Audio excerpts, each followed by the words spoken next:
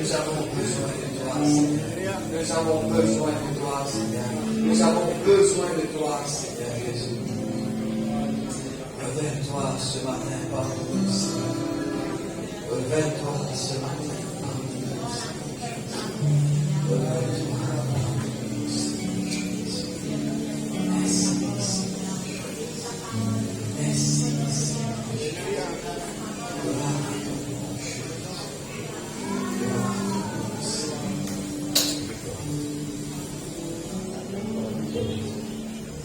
Alléluia. Quelqu'un d'autre qui veut louer le Seigneur ce matin. Alléluia.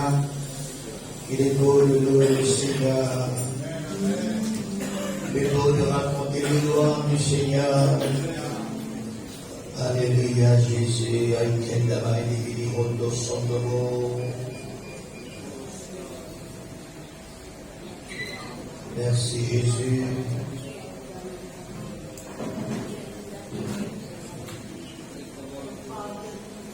Oui.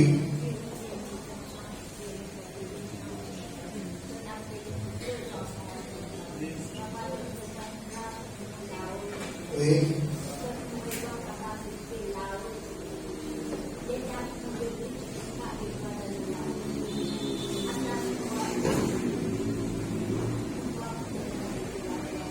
Oui, Seigneur. Il est beau de te louer ce matin. Il est beau de te rendre gloire, te rendre grâce ce matin. Tu mérites cela, Seigneur. Tu mérites, Seigneur, de la louange de ton peuple. Accepte nos louanges. Apprécie toi ce matin. Alléluia. Gloire à Dieu,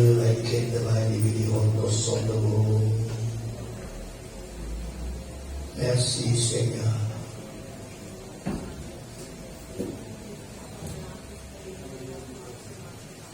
Oui. Oui.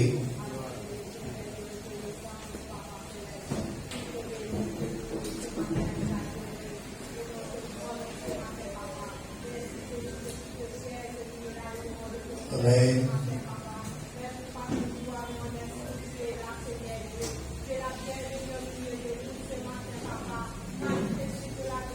Oui, Jésus. Merci. Un jour la petite papille, mille jours ailleurs.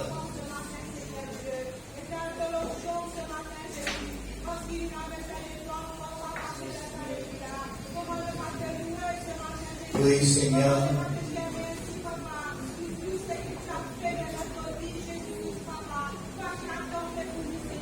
Oui. Merci. Amen, Seigneur.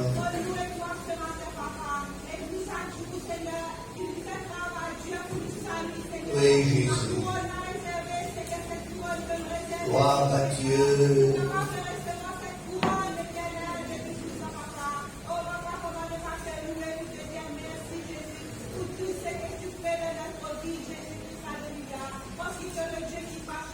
Amen. Oui.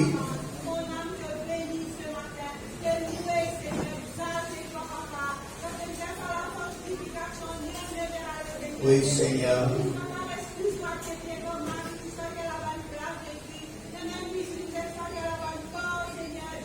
Oui.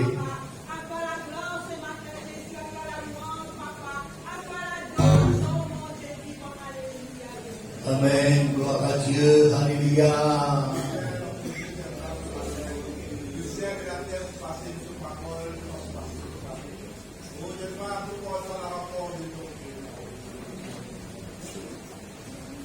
Merci Jésus. Que le nom du Seigneur soit béni. En ton nom, Seigneur, nous sommes là, tous réunis devant toi. En ton nom, Seigneur, nous sommes là, tous réunis devant toi.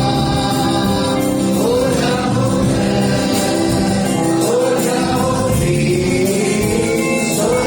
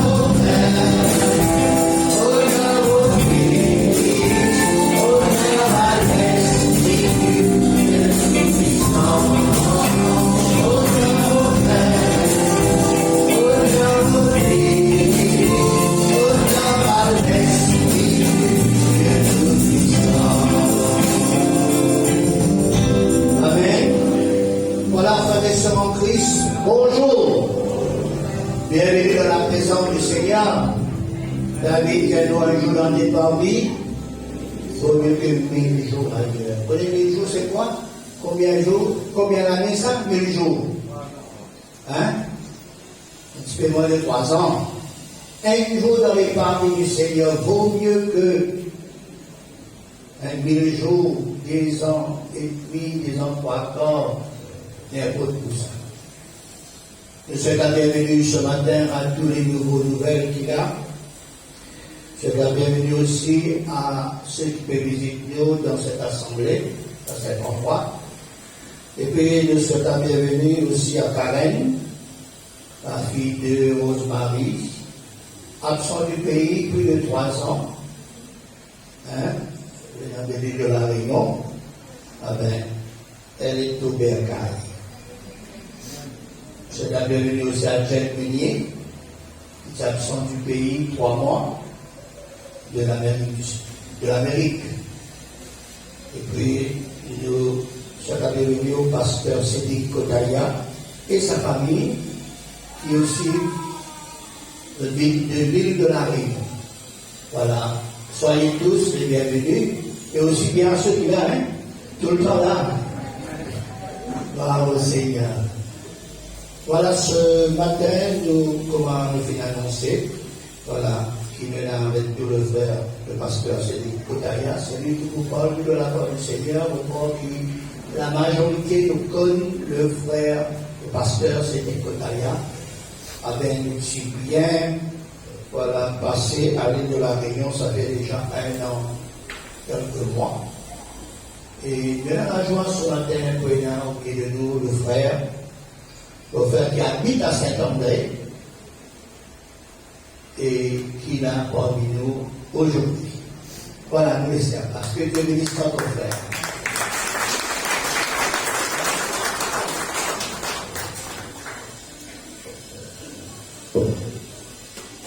Voilà, bonjour à toutes et à tous. Très heureux en effet d'être là ce matin et je remercie le pasteur Lam pour la confiance qu'il m'accorde ce matin pour partager la parole de Dieu. Je voudrais aussi remercier la famille de cœur que nous avons ici à revoir, Port-Louis et à Terre-Rouge, voilà. Et nous voulons remercier le Seigneur pour chacun. Mais ce qui est important ce matin, c'est que Jésus est là. Amen. Voilà. Je revois quelques visages avec qui j'ai joué au football récemment. Voilà. Donc c'est bien que le Seigneur nous bénisse ce matin. Alors j'aimerais ce matin voir avec vous une réalité en tant qu'enfant de Dieu, c'est que notre Dieu est celui qui est vainqueur. Amen. Et très souvent, voyez-vous, la victoire du Seigneur, elle n'est pas toujours, non pas réelle dans notre vie, mais elle n'est pas toujours activée, elle n'est pas toujours, comment dire cela, eh bien, réelle dans notre cœur, activée, parce qu'il y a des étapes qui doivent s'enchaîner dans notre vie. Et j'aimerais, pour introduire ce moment, faire une lecture dans le premier livre de Samuel, au chapitre 17, et à partir du verset 47, j'aimerais que ce verset puisse être gravé dans votre cœur par le Saint-Esprit. Que dans les moments durs dans lesquels vous allez peut-être passer dans le futur, ou peut-être que vous passez ce matin, que le Seigneur puisse vous donner la victoire ce matin. Nous l'avons chanté, c'est un jour de victoire. Et si tu le crois de tout ton cœur, certainement le Seigneur le confirmera. Alléluia.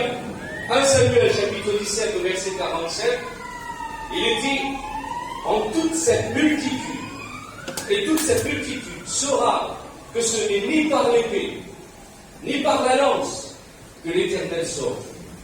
Car la victoire appartient à l'Éternel. Et il vous livre entre vos mains. Amen. J'aimerais le répéter ce matin. La victoire appartient à... Ah, c'est un peu doucement ça. La victoire appartient à... Alléluia.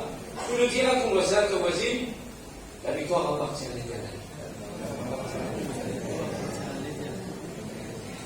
Appartenir, c'est quelque chose d'essentiel. La victoire est dans la main de Dieu. Non pas dans ma main, non pas dans la tienne, mais dans les mains du Seigneur. Qui a le pouvoir ce matin de s'opposer à la main de Dieu? Personne. Alléluia. Si la victoire est dans sa main, et si nous voulons marcher vers cette victoire, vous allez voir cette main se poser sur votre dos. Et vous aussi, goûtez à la victoire. Amen. Alors, cette parole est donnée par un homme qui s'appelle David. Il le dit poussé par l'Esprit de Dieu, alors qu'il n'a pas encore remporté le combat. C'est une parole qui va être proclamée avec foi, avec autorité. Et nous voyons la différence entre les prophéties des hommes et la prophétie de Dieu. La prophétie de Dieu s'accomplit toujours. Et glorifie le Seigneur et non pas un homme. Amen. Voilà la différence des prophéties ici-bas. C'est que les prophéties du Seigneur s'accomplissent toujours et glorifient Dieu. Amen. Et nous voyons que David va nous dire, car la victoire appartient au Seigneur. Et j'aimerais ce matin vous dire, premièrement, que ce n'est ni par l'épée, ni par la lance, dira David, que l'Éternel sauve. Aucun moyen technique, aucun moyen intellectuel, aucune capacité humaine peut nous assurer la victoire. On peut avoir toute l'expérience qu'on veut. On peut avoir fait des études bibliques énormément jusqu'à avoir mal à la tête. Mais ce qui sera notre victoire ce matin, c'est le Seigneur. Car à la croix de Golgotha, une parole a été donnée. Tout est accompli. Et pas un petit peu, mais tout est accompli. Et plus nous acceptons ce tout accompli dans notre cœur, alors nous demeurons dans la victoire. Les épreuves que nous traversons, elles ne dureront pas toujours. Car les ténèbres ne régneront pas toujours, mais tôt ou tard, le soleil se lève, amen, l'aurore se lève. Bon, je sais que mon Rédempteur se lèvera en dernier, c'est-à-dire en vainqueur.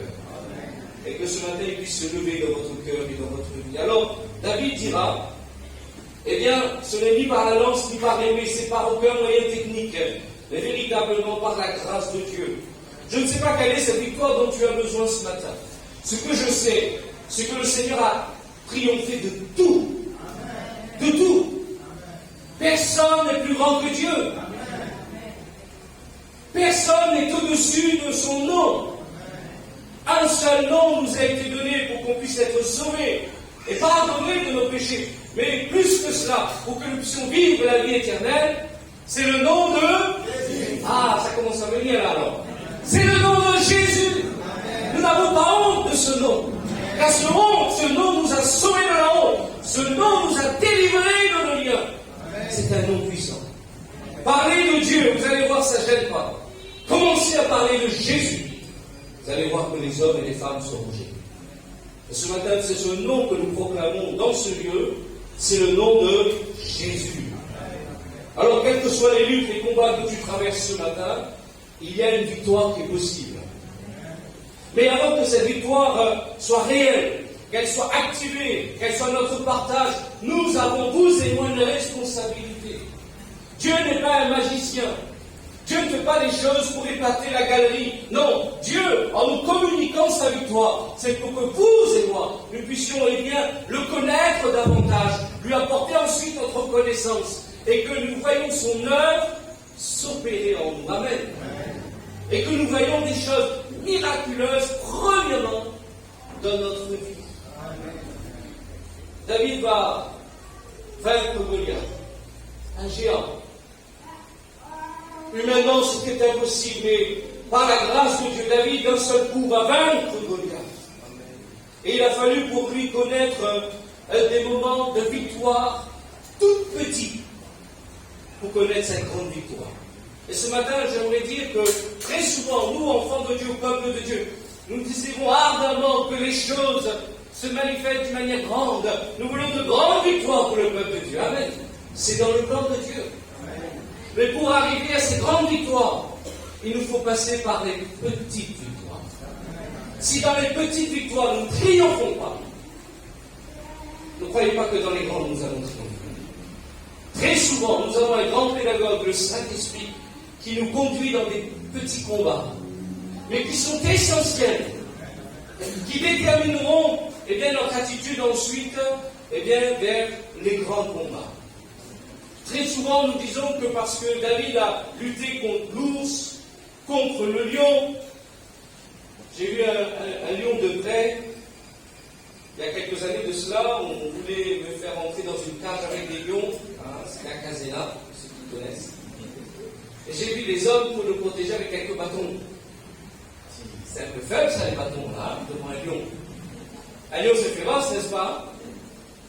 Et voyez-vous, on prend souvent que David, parce qu'il a triomphé de l'ours, de lion, eh bien c'est pour ça qu'il a eu assez de force pour combattre Goliath. Oui, il avait une réelle communion avec le Seigneur. Il n'avait pas peur du lion, il n'avait pas peur de l'ours. Mais il y a une victoire que David a remportée, j'aimerais la lire avec vous. Ce n'est pas ce grand combat-là, mais un tout petit. C'est quand son père lui demande d'aller voir ses frères. Au verset 17 de ce chapitre 17, Isaïe dit à David, son fils, prends pour tes frères cet épha de grain rôti et ces 10 pains, et cours au camp de tes frères. Porte aussi 10 fromages au chef de leurs milliers. Tu verras si tes frères se portent bien, et tu me donneras des nouvelles sûres. Ils sont avec Saül et tous les hommes d'Israël dans la vallée des Térébins, faisant la guerre aux Philistins. David se leva de bon matin. Il laissa les brebis à un gardien, prit sa charge et partit comme Isaïe le lui avait ordonné. Amen. L'obéissance vaut mieux que tous les sacrifices. David ici a une attitude admirable. Ce que c'est un jeune homme qui va honorer son père. Il n'est pas en train de dire, papa, laisse-moi tranquille, j'ai d'autres choses à faire. Il va s'humilier devant son père et il va honorer son père. Il est en train d'honorer la parole de Dieu. La parole de Dieu nous dit d'honorer nos parents. Amen. Et il y a une promesse attachée à cela. Nous vivrons des jours heureux. Nous vivrons des jours bénis. Souvent, nous voyons quelques jeunes tristes, malheureux. Mais j'aimerais te dire, jeune homme, jeune fille, honore ton père et ta mère. Tu verras que le Seigneur te viendra. Alléluia. Et pour certains, c'est une grande victoire. Parce que parfois, le papa et la maman n'est pas toujours facile. C'est pas simple parfois d'honorer ceux qui nous méprisent, nous maltraitent parfois. Et j'aimerais vous dire ici, n'est pas d'accepter les situations qui nous font du mal. Mais ici, c'est dans notre cœur de l'honorer devant Dieu. Alléluia. Et David va être cet homme qui, ce sont là les petits combats qu'il va remporter. Ensuite, nous voyons qu'il va obéir à son père et il ne va pas laisser les brebis comme cela, mais il va les laisser à un gardien. Il fait bien les choses. Il prend au sérieux ce que le père lui avait confié. Des brebis, c'est pas grand-chose peut-être, mais il le faisait bien. J'aimerais vous dire ce matin, quelle que soit la part que Dieu t'a donnée, fais-le bien. C'est pas peut-être important aux yeux des autres, mais devant Dieu c'est important. Car malheur à celui qui néglige l'œuvre du Seigneur. Et nous avons besoin de réaliser que c'est dans les petites choses que Dieu voit notre cœur. Car si nous méprisons les petits, nous mépriserons aussi les grands. Si nous sommes fidèles dans les petites choses, Dieu nous en confiera. Parce que nous avons été fidèles. Et il va être celui qui va être fidèle et bien dans tout ce travail. Il ne va pas négliger l'œuvre de Dieu. Et j'aimerais te dire que l'une des plus grandes victoires, c'est celle qui se trouve dans ton cœur, que personne ne voit, mais Dieu voit. Les petites victoires du quotidien, cette prise de position pour Jésus alors que personne ne voit, devant la télé, devant des situations conflictuelles, devant des situations qui pourraient nous amener à être tentés.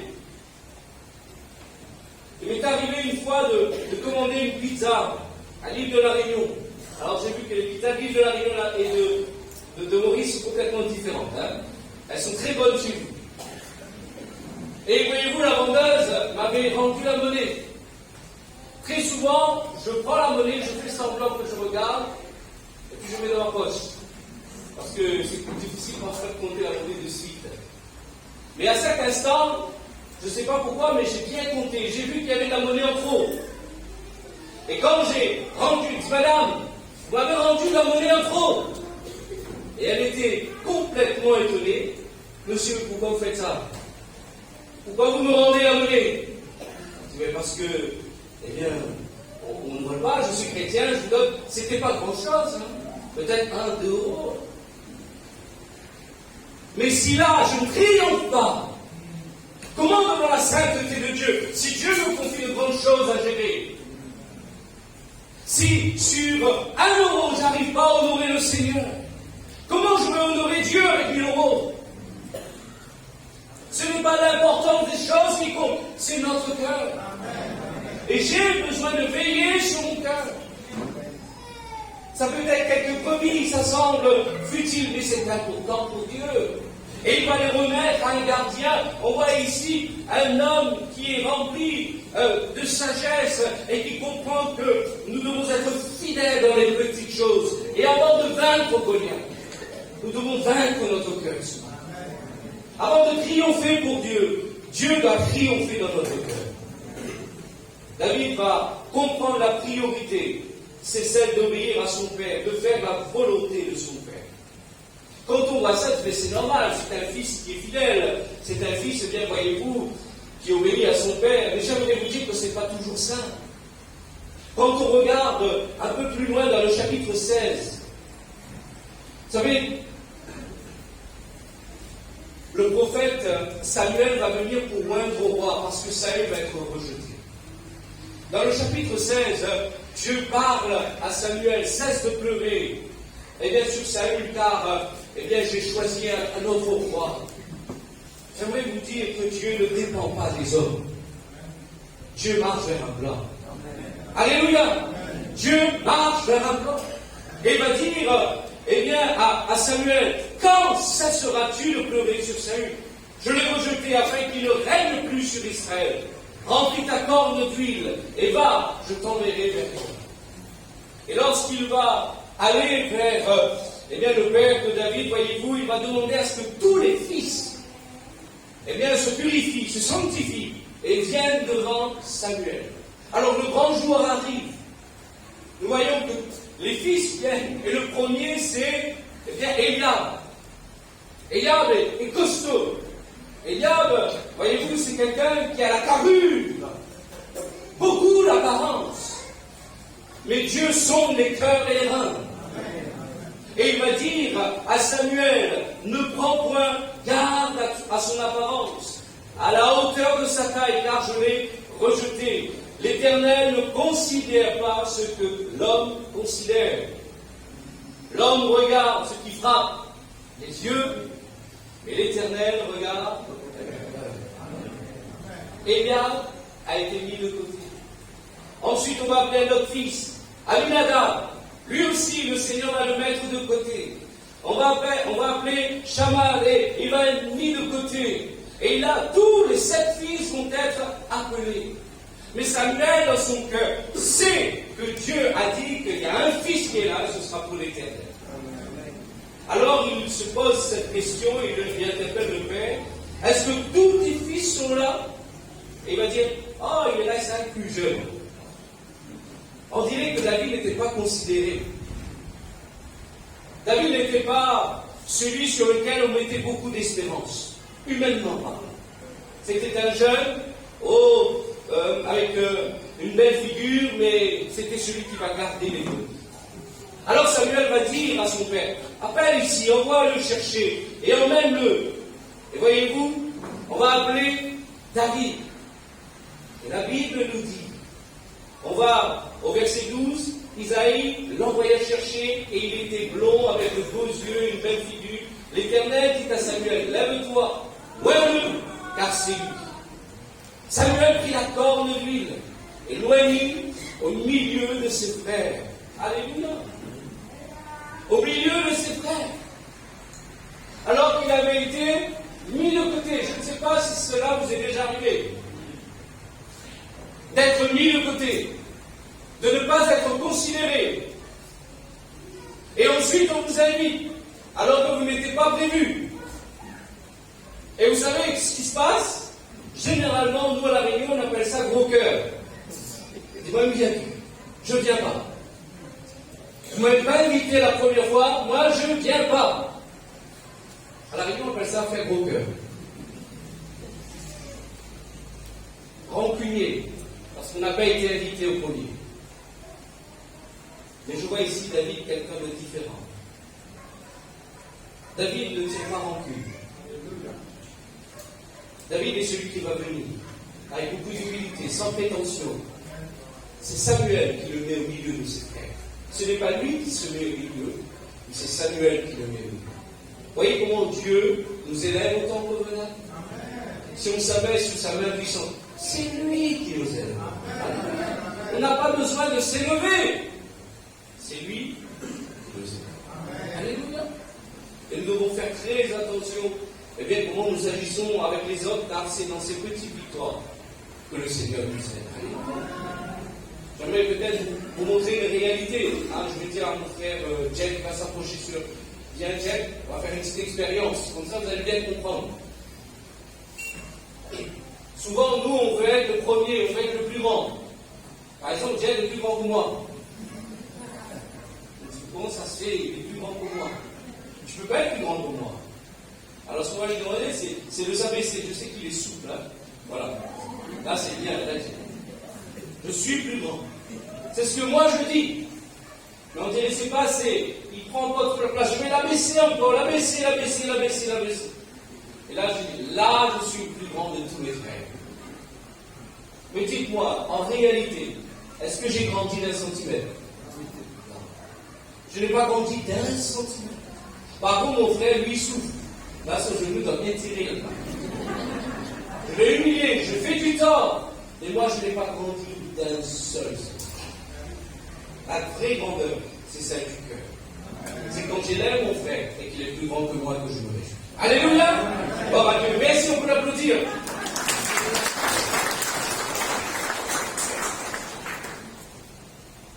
Peut-être que quelqu'un ce matin a besoin de ces petites victoires. Tu l'as peut-être mis de côté. Et tu t'attends à de grandes choses de Dieu.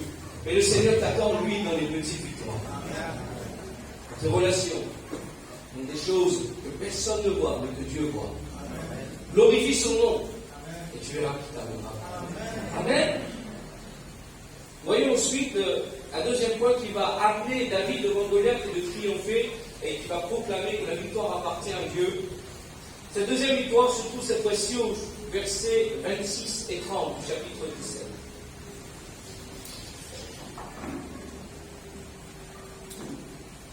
David dit aux hommes qui se trouvaient près de lui, il est arrivé sur ce champ de bataille, que fera-t-on à celui qui tuera ce Philistin? Qui ôtera le roc au-dessus d'Israël? Qui est donc ce Philistin, cet incirconcis, pour insulter l'armée du Dieu vivant? Le peuple, répétant les mêmes choses, lui dit, c'est ainsi que l'on fera à celui qui le tuera. Au verset 28, Eliab, son frère aîné, qui avait entendu parler à ces hommes, fut enflammé de colère contre David. Et il dit, pourquoi es-tu descendu? Et à qui as-tu laissé ce peu de brebis dans le désert? Je connais ton orgueil et la malice de ton cœur. C'est pour voir la bataille que tu es descendu. Voyons ici l'attitude d'Eliab. Peut-être qu'il y a une blessure dans son cœur. Il n'avait pas été choisi pour être le roi d'Israël. Il y a certaines blessures, lorsqu'elles ne sont pas guéries, amènent de l'amertume dans le cœur. Et le regard change vis-à-vis des uns et des autres. Celui qui réussit, gloire à Dieu. Amen. Ceux qui pleurent, nous pleurons avec eux. Amen. Et nous voyons qu'Eliab, dans son cœur, il y a une blessure. Lorsque son frère vient, il est en colère, la Bible nous dit. Et il va dire que je connais la malice de ton cœur. Je vois l'orgueil et la malice de ton cœur. Pour moi, la bataille que tu es descendu. Élia dit qu'il connaît le cœur. Mais j'aimerais vous dire que personne ne connaît le cœur de personne. Seul Dieu connaît le cœur. Mais ici, voyez-vous, il est tellement blessé, tellement dans l'amertume. Il a un mauvais regard sur son frère. Et il dit, tu as de l'orgueil et tu as de la malice. Voyez-vous ici, c'est une forme d'injustice. David fait face à une injustice dans sa vie.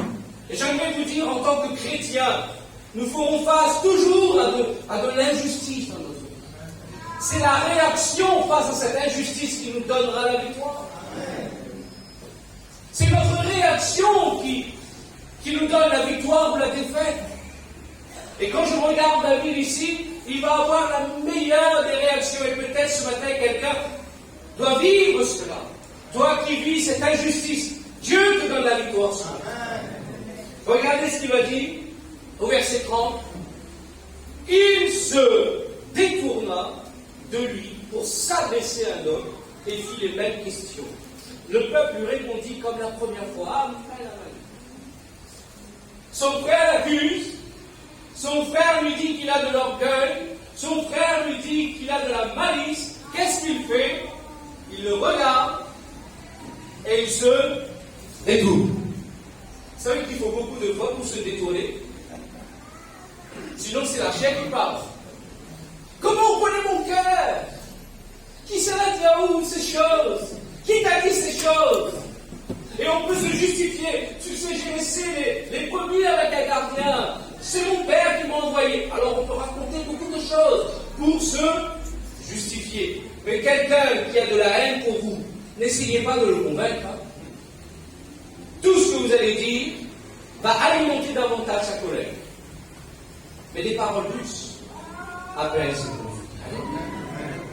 David se détourne. J'aimerais vous dire qu'il faut avoir beaucoup de foi pour se détourner. Il avait raison.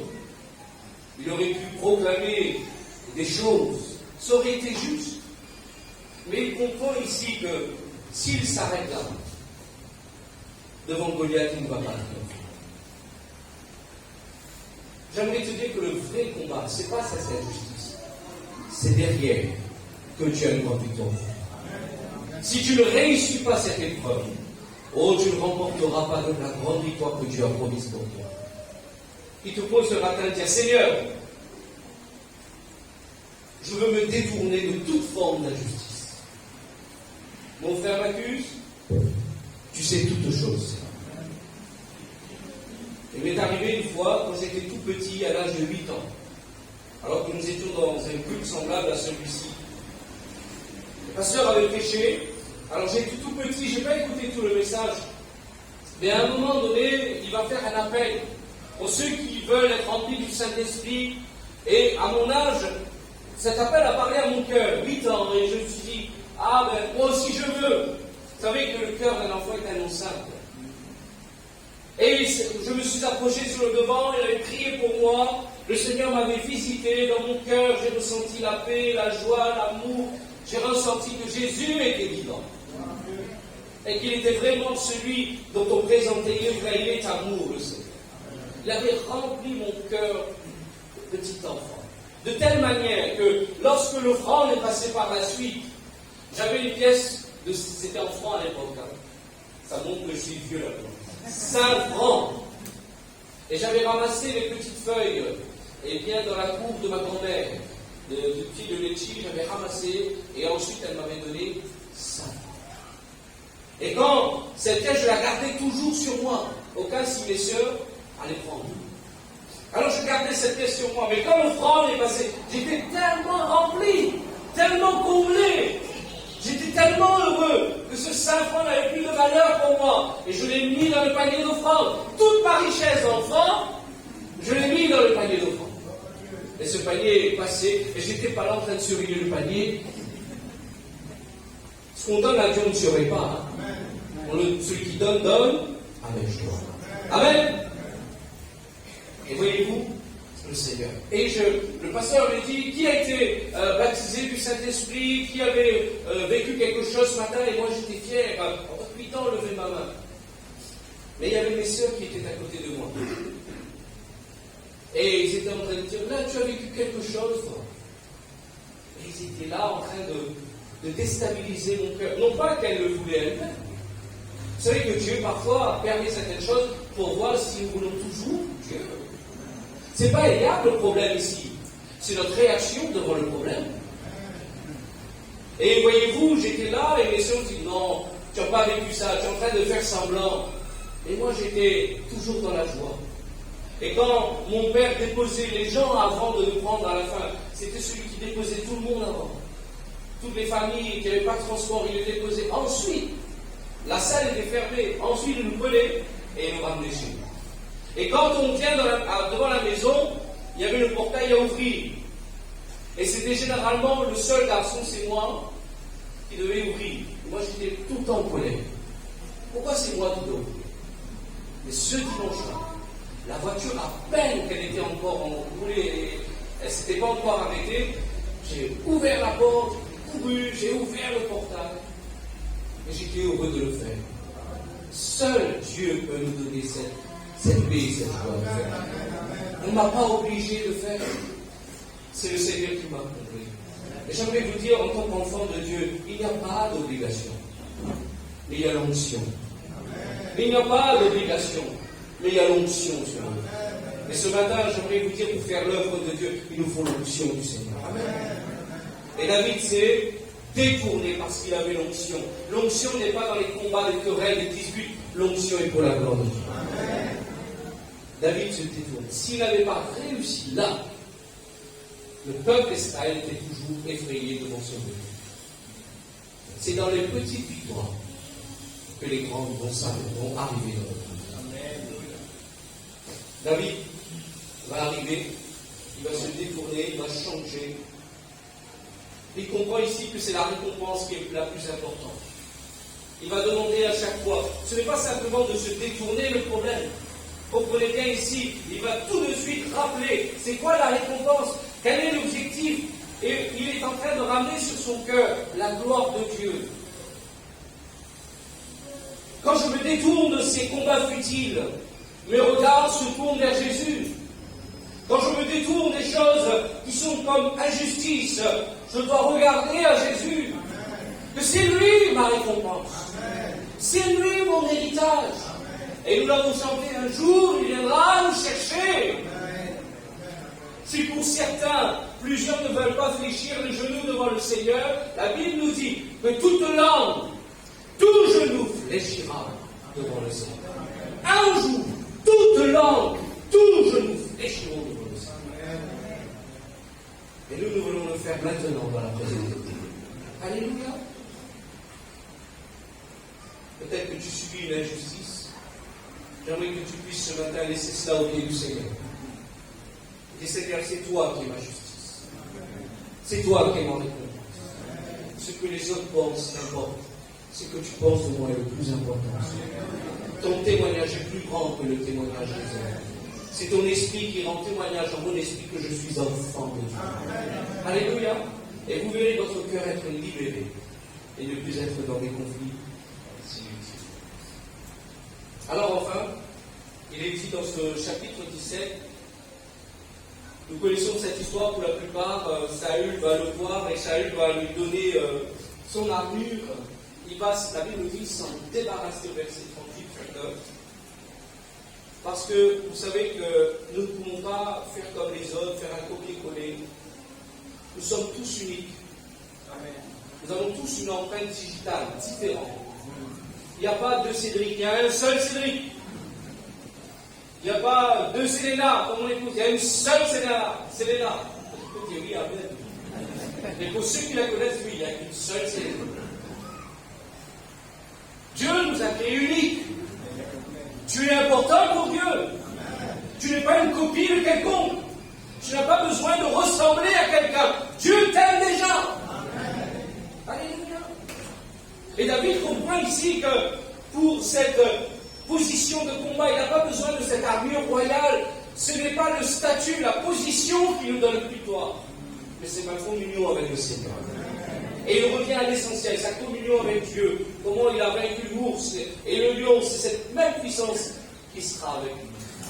Je peux être pasteur, mais sans puissance. Je peux être une position quelconque, mais sans puissance. Mais quand je suis avec Dieu, je fais des exploits. Amen. Alléluia. Le plus petit, eh bien, enfant, eh bien, ce matin avec Dieu peut faire de grandes choses. Amen. Parce que Dieu est avec lui. Alors, il va se débarrasser de cela. Et ça, c'est quelque chose de merveilleux.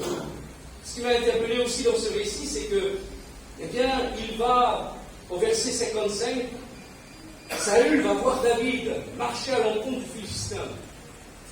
Il a triomphé. Et il est dit que Saül va demander à Abner, le chef de l'armée, qui est ce jeune homme? Qui est-il? Abner va dire, aussi vrai que ton âme est vivante, au roi, je l'ignore. David était invisible aux yeux même de son père, était invisible aux yeux même du chef de l'armée, pourtant c'était un guerrier vaillant, aux yeux même de Saül, alors que David jouait de la harpe pour Saül, parce qu'il était animé d'un mauvais esprit. Lorsque David jouait, Saül était en paix. Et il était même invisible pour Saül. Vous savez, ce n'est pas des choses qu'on va faire qui nous rendent visibles. C'est notre amour pour le Seigneur qui nous rend visibles. C'est notre amour pour Dieu qui va faire que les gens vont nous voir. Parce que l'amour dans ce monde, il n'en existe pas. Mais l'amour de Dieu répandu dans nos cœurs par le Saint-Esprit est comme un parfum dans ce monde. C'est là qu'il nous rend visibles. Amen. L'Église est visible lorsqu'elle demeure dans l'amour de Dieu. L'Église est visible lorsqu'elle est dans la victoire du Seigneur. Alors ils vont dire, on ne le connaît pas. Mais si, il l'avait vu plusieurs fois et ne l'avait pas considéré. Mais Dieu ici met au premier plan de la vie. Voici un homme selon mon cœur. Ne cherche pas à être visible. Laisse Dieu te rendre visible. Alléluia. N'essaie pas de paraître parce que tu vas disparaître. Laisse Dieu te rendre visible. Selon sa volonté et en son temps. Amen.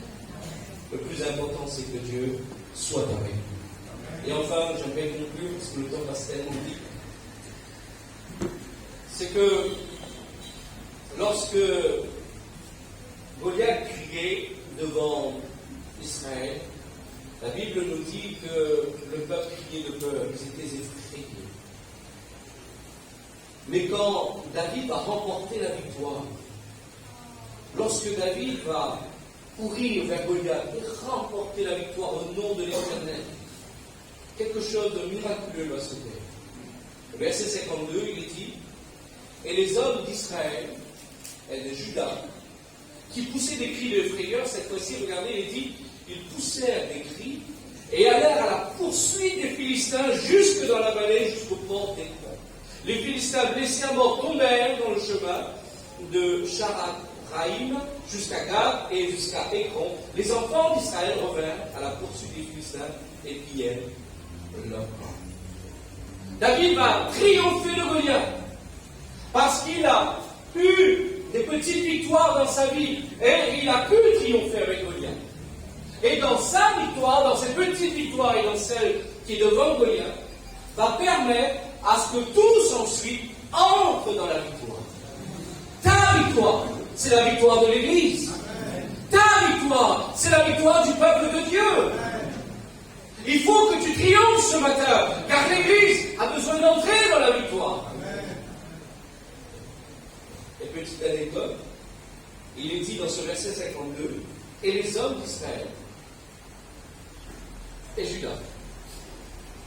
Vous savez qui était là? Homme Israël, c'était Élia, qui avait freiné David, qui était en colère.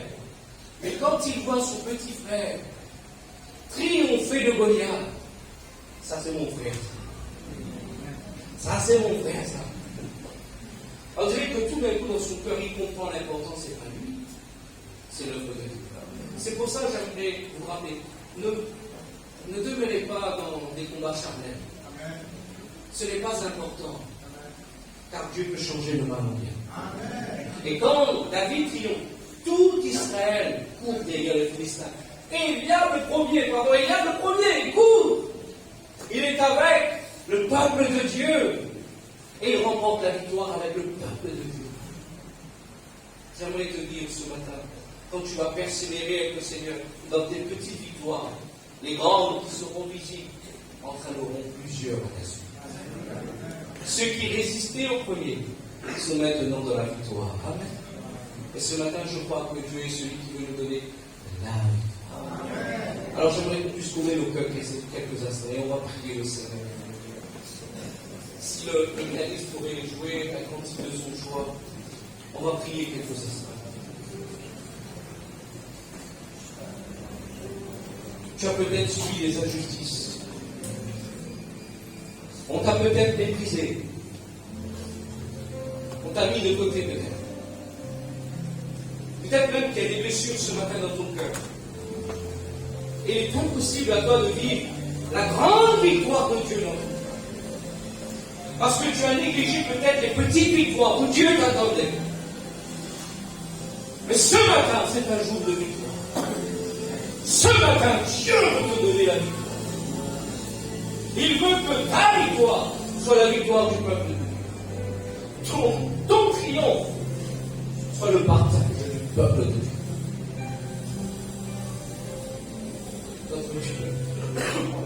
Notre Dieu est fidèle.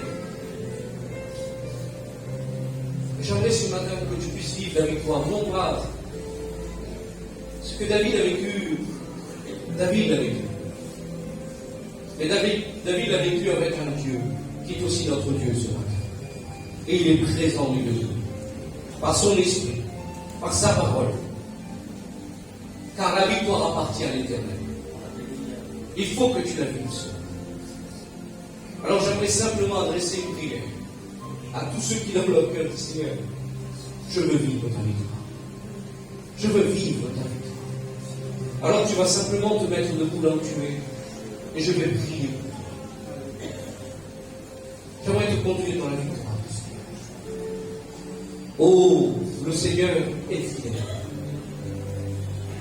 Le Seigneur est vivant. Si tu entends son appel dans ton cœur, tu pourras te mettre debout là où tu es et on va prier Dieu. Alléluia. Alléluia.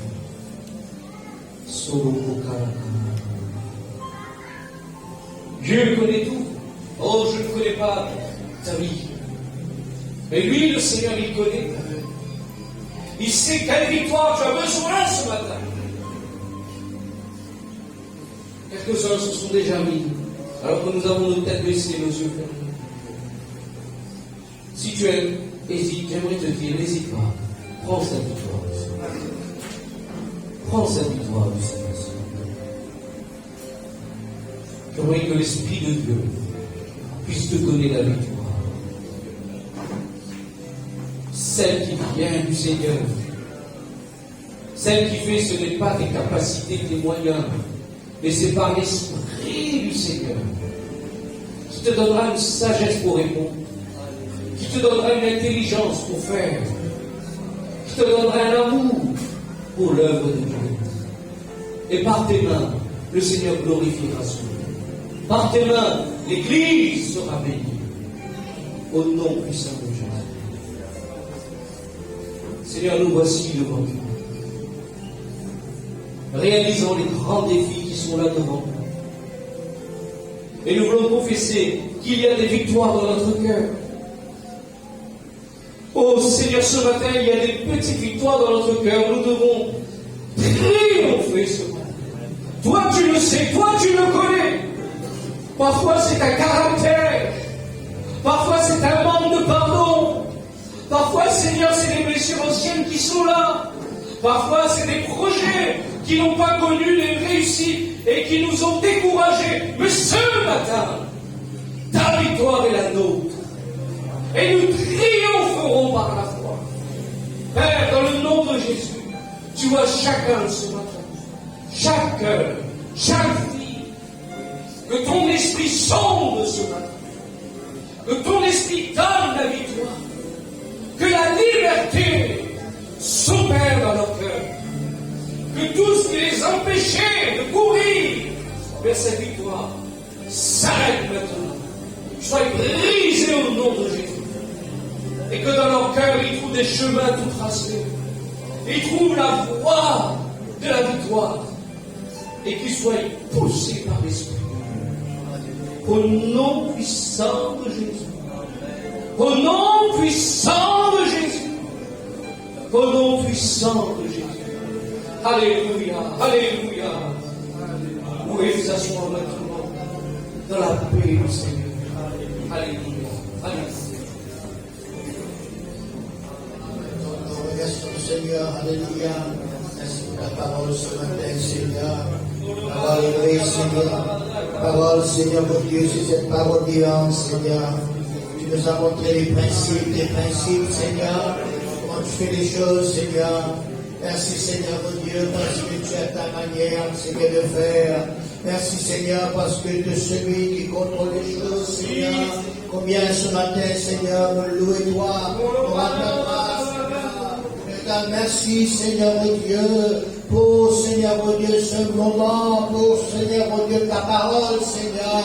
Tu nous as encore gâtés ce matin, Seigneur. Tu nous as encore, Seigneur, mon Dieu, montré, Seigneur, ton amour, Seigneur, en donnant, Seigneur, mon Dieu, alléluia, cette parole, Seigneur, mon Dieu, oui, approfondie, Seigneur, cette parole exacte, Seigneur, gloire à Dieu, gloire au Seigneur, oh louange à toi, Seigneur, oui, aide-nous à pouvoir t'obéir, Seigneur, mettre les petites choses, Seigneur, pour que nous capables d'obéir à toi, Seigneur, à grande échelle, Seigneur, aide-nous, Seigneur, mon Dieu, à pouvoir remporter les victoires dans les petites choses, Seigneur, mon Dieu, pour que nous capables, Seigneur, mon Dieu, encore, bien une grande victoire, Seigneur, mon Dieu, dans notre vie, Seigneur, merci, Seigneur, tu as des plans magnifiques, Seigneur, tu as des projets magnifiques pour ton peuple, Seigneur, pour tes enfants, Seigneur, à ton nom seul soit toute la gloire, à ton nom seul soit toute l'adoration,